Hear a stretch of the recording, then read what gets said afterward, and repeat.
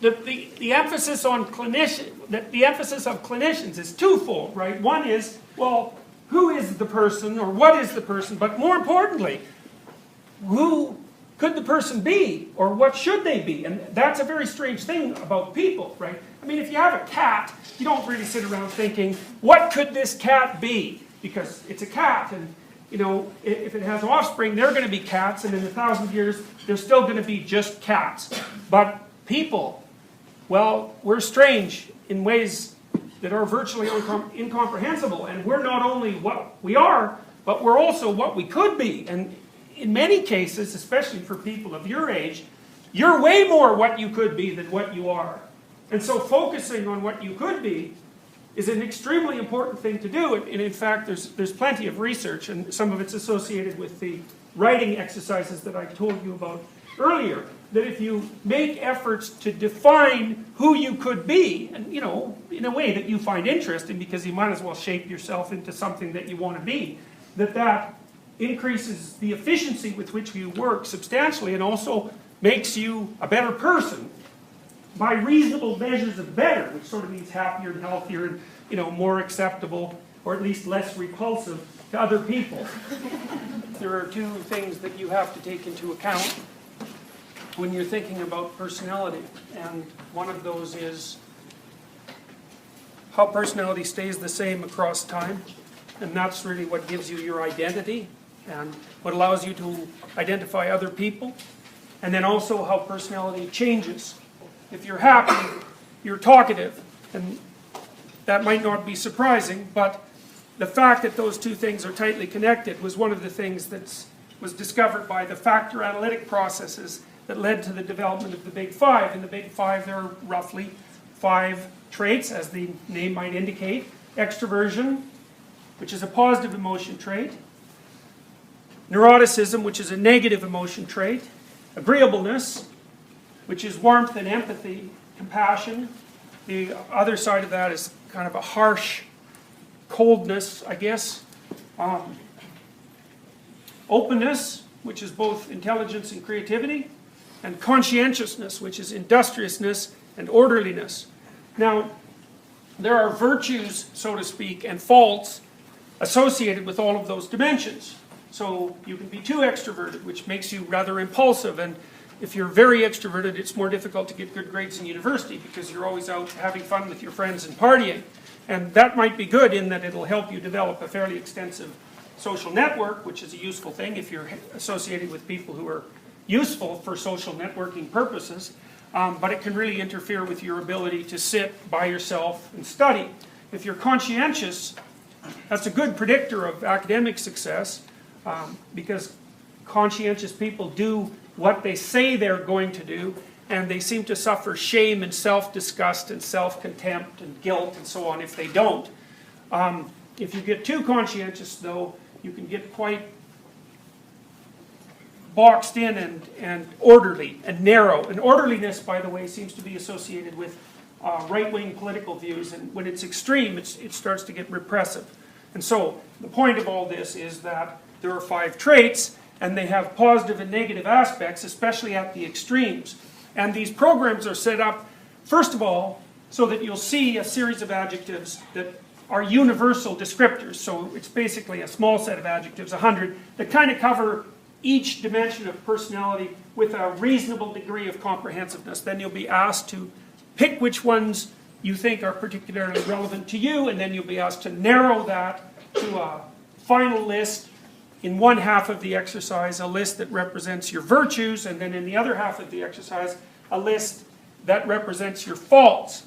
Then you'll be asked to describe a time when that virtue played a positive role for you, or when that fault interfered with you. And then you'll be asked to describe how you might capitalize on that virtue in the future, or perhaps bring that fault under control in the future. And it turns out that writing exercises of this sort are very practically useful.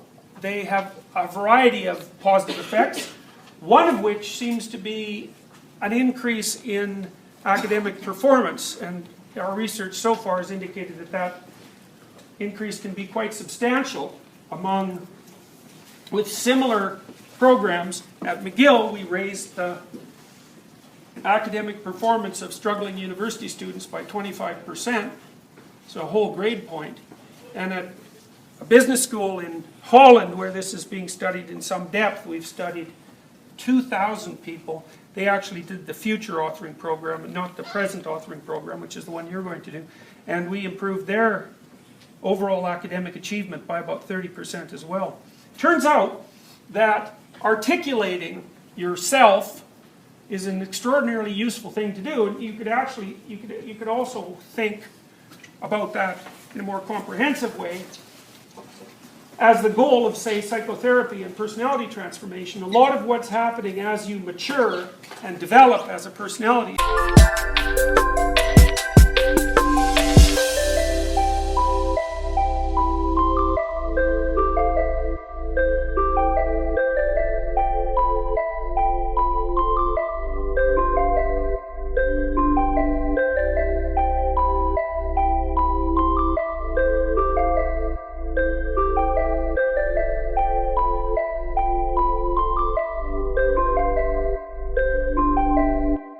is that what you are, whatever that means, I guess it's your behaviors and your potential, and I don't know exactly what potential is, but your behaviors and your potential can be increasingly organized at a high level of consciousness, articulated at a high level of consciousness. And articulation is a funny word, because partly it means joint articulation.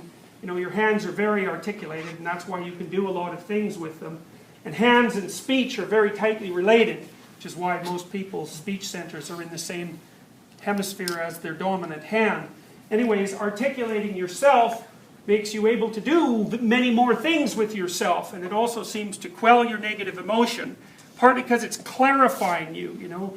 The more you leave things muddy in your life, the less defined things are around you, the more active your stress response systems are, because if things are murky and undefined, your stress systems basically assume that there are alligators and snakes and predators hiding in all that fog and gloom, and that you're in a very dangerous environment. But if you clarify that with careful attention and articulation, you can clear away the fog and the gloom, and that only leaves you with your actual problems, which, once defined carefully, you might find manageable. And an example of that would be, you know, when you go into your room and you haven't done your homework for a while, and there's piles of papers piling up, or maybe there's piles of junk on your computer, it doesn't really matter.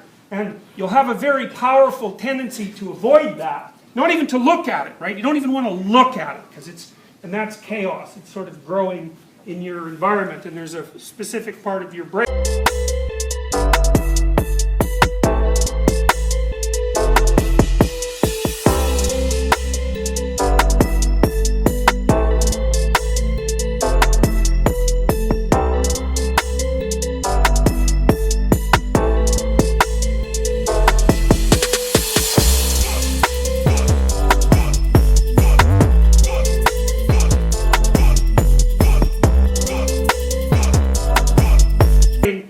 Evolved to detect snakes, that deals with such little chaotic piles of undone business, and the more of those that are around you, psychologically or physically, the more negative emotion you experience, the less hope you experience, and the larger your stress response chronically. And that's not good, because if your stress response is chronically elevated, that suppresses your immunological function.